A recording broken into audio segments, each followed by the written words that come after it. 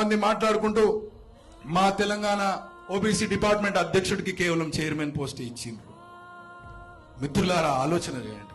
Congress party నాకు చాలా ఇచ్చింది. నేను ఎన్ఎస్యుఐ విద్యార్థి నాయకుడిగా ఉన్నప్పుడు ఎన్ఎస్యుఐ అధ్యక్షుడైనా, యువజన కాంగ్రెస్ అధ్యక్షుడైనా, జిల్లా ఓబీసీ కాంగ్రెస్ అధ్యక్షుడైనా, రాష్ట్ర ఓబీసీ కాంగ్రెస్ అధ్యక్షుడైనా దాదాపు 3 సార్లు నాకు టికెట్ రిజెక్ట్ చేసినా కూడా కాంగ్రెస్ పార్టీని కానీ కాంగ్రెస్ కమిట్మెంట్ ని కానీ నేను ఏ ఒక్క రోజు వదిలిపెట్టలేదు.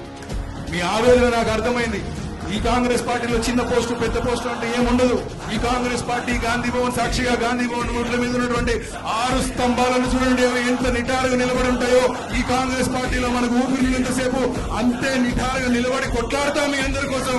ఖచ్చితంగా మీ అందరికీ న్యాయం జరిగే వరకు మీతో పాటు ఉంటా. మీకు ఎట్లాంటి ఆపద వచ్చినా మిమ్మల్ని ఆదుకున్నదానికి అందరికంటే ముందుంటా. ఎట్లాంటి త్యాగానికైనా పోరాటానికైనా సిద్ధంగా ఉంటా అని చెప్పి మరొకసారి మీ అందరికీ తెలియజేసుకుంటూ, అతి తక్కువ సమయంలో పిలవగానే ఇక్కడికి వచ్చేసిన మీ అందరికీ కూడా పేరు పేరు నా కృతజ్ఞతలు, అభినందనలు తెలియజేసుకుంటూ సెలవు తీసుకుంటాను మిత్రులారా. జై హింద్, జై కాంగ్రెస్.